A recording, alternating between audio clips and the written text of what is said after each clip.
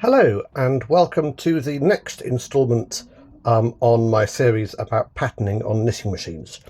Today we are going to discuss the various methods that exist for selecting needles and which one might suit you. So just to recap, selecting means moving the needles forwards, okay, like that, and then the machine will then do something to them which it doesn't do to the rest of the needles. Now, there are 5 categories that we are going to look at, of which we are going to discuss in detail 3. So one category which we're not going to look at in detail, and I'm sorry if this is your favourite thing, is electronic machines. There's a few reasons for this. Electronic machines can easily select any number of needles across the whole 200 needle bed. They can put in patterns backwards, forwards, sideways. You can have a completely unique pattern across the entirety of the bed. They're absolutely fabulous. For my money, they're not a lot of fun. The way that they work is, a computer tells some solenoids to push the needles, and that's pretty much it. They are fantastically expensive to buy new, and the second-hand ones that are out there are now so old that many of them are not reliable anymore. And actually, if you're a beginner, and this series is called Knitting Machines for Beginners, or something like that, having absolutely no limits on what the machine will do is not going to teach you a lot. I think it's better to have some sort of parameters within which you have to work. Now, that's just my opinion. I know lots of people who absolutely love their machines, their electronic machines, and wouldn't be without them. But there you go. So that's category 1 that we're not going to discuss. Category 2 we're just going to briefly mention, and that's all of the slightly mental methods of selecting needles that were present for like one machine or maybe 2 machines and sort of died the death. I am talking things like the weird Superba machine which had a pegboard that you had to put pegs into. So basically you kind of had to play Connect 4 before you were allowed to do any knitting. There was a Knitmaster machine which actually had quite a nice neat little carriage which took the first 8 needles or however many needles and then just repeated that over the entirety of the bed when you slid the carriage across. There was a Vogue machine which dropped out random needles, not random ones, dropped out specific needles, literally dropped them down so they wouldn't be affected by the carriage. There was a Corona machine which had pushers a bit like the old Passaps, and there of course are the Passaps, which are brilliant and amazing and mental and nothing to do with this type of knitting machine. So let's get on to the 3 methods of selecting needles that you're likely to come across, and they've all got different advantages and disadvantages. And the first method is to do it by hand. Okay, now the huge advantage of this method is that you can do what you like. You can have a completely unique pattern. It doesn't have to be a certain number of needles wide or anything like that. Okay, and it allows you, if you have, let's say, a big piece of graph paper with all the needles you want selected on it, laid out row by row, to do some really very complicated patterns. Obviously, the downside is time. It takes a lot of time. In fact, if you're hand selecting complicated patterns, not only is it easy to make mistakes, but actually you're going to be working slightly slower than a really good hand knitter. Now, that said, there are some things that will help you. There are these types of selection combs where you can bring forwards a whole bunch of them at once, like that, for example. And there are different oh, hello. What happened there? That's better. There are different sort of types of them, so you can select 1 in 5, 1 in 4, 2 in 3 out, 2 in 2 out, 1 in 2 out, etc. So there's all these different ones that you can do, but in terms of doing Fair Isle patterning, it takes a long time to select the right needles. If you want to try a pattern out, it's quite useful because, okay, it'll take you a long time, but you can do 1 iteration of the pattern and then find out if it works, which is good. And if you want to do patterns that are daft numbers of stitches wide, like 9 stitches or 17 stitches or a prime number of stitches wide, then that may be your only option. Okay, but it is generally the slowest option, albeit quite a good fun one. Option number 2, let's move across here. This is the push button machine. Okay, push button machines have got, and you'll be amazed by this, push buttons. Okay, they have got, I'm going to take the phone off the holder, bring it down. They've got 8 push buttons, and they've got this lever here. Okay, which you will hear me operating. When you hear a clunk, I'm just doing that. Okay, but I'm going to concentrate for the moment on the what they call the patterning centre. This tends to be older brother machines. Some Toyota machines, there's a weird Toyota one which has both a punch card and a push button, and it had 12 push buttons. This one has got 8 push buttons, so you can do the same pattern every 8 stitches, and that's all you can do. And it's really very simple. If I push button number 1, then the first out of every 8 needles moves forward.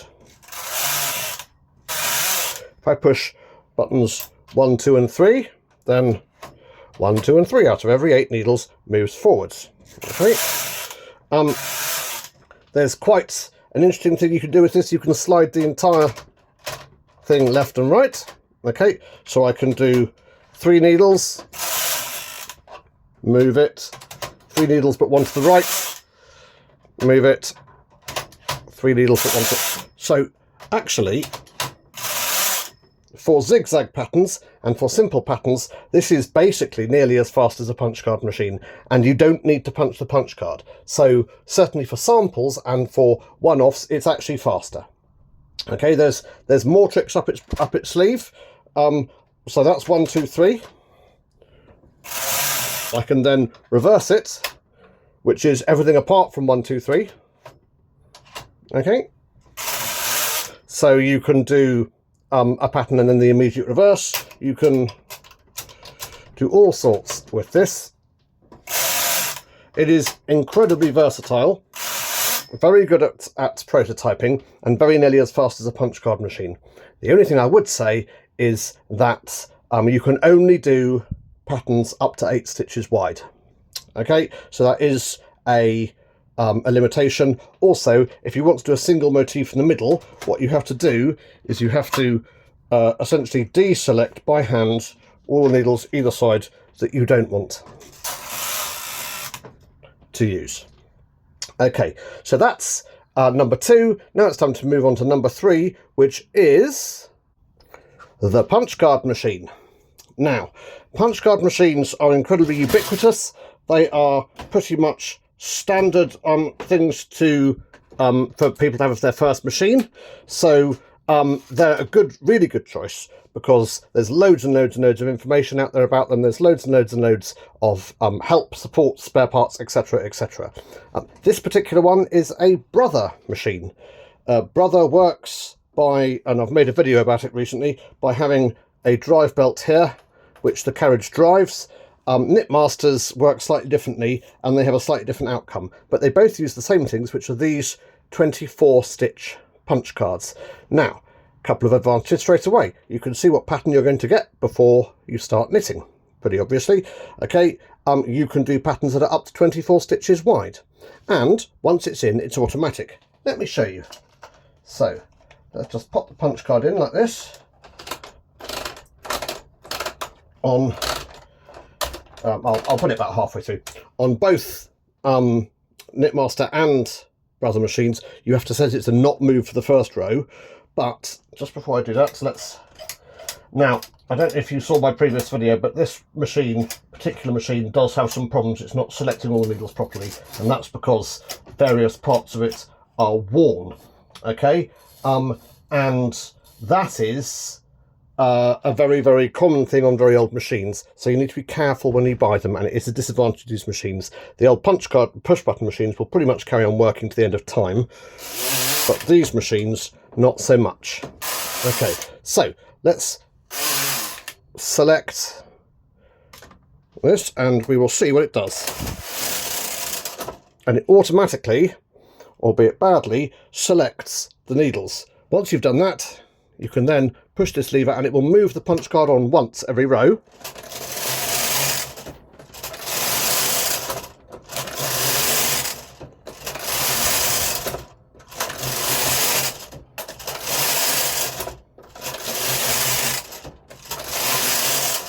and we'll select a different pattern each row that the punch card goes through.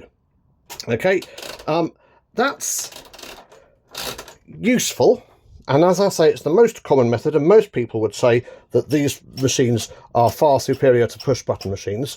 I would argue that they're wrong.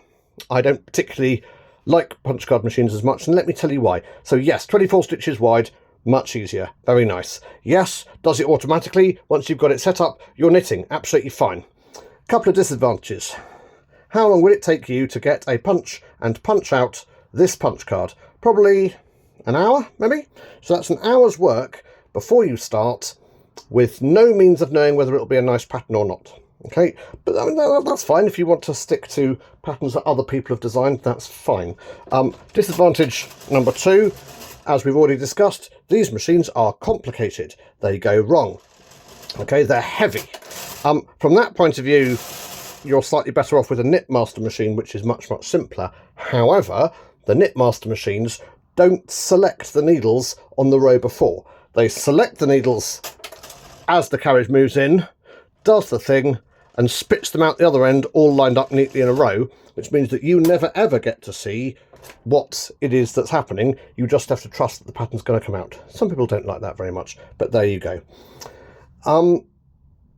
The other disadvantage of particularly Brother machines, and also to a certain extent Knitmaster punch card machines, is that they are much, much heavier to use. If I put it onto normal, really straightforward, really nice and easy. But if I put it onto punch card, you can hear I'm moving equipment around, and the bigger and more all singing and dancing these machines get, the more problematic that is. So, 3 methods.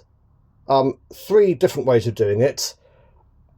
For my money, for your first machine, I would say push button is quite a good call, but I do accept that most people would say punch card, and there's nothing wrong with punch card machines, and they're very good for learning. In all 3 cases, you've got some nice limitations. Only 24 stitches wide, or sometimes only 8 stitches wide, and it means you have to think intelligently about what it is that you're doing, which for my money makes you more creative and makes you better at machine knitting. That's why I wouldn't recommend electronic machines as your first machine, although again, I should make it clear that plenty of people disagree.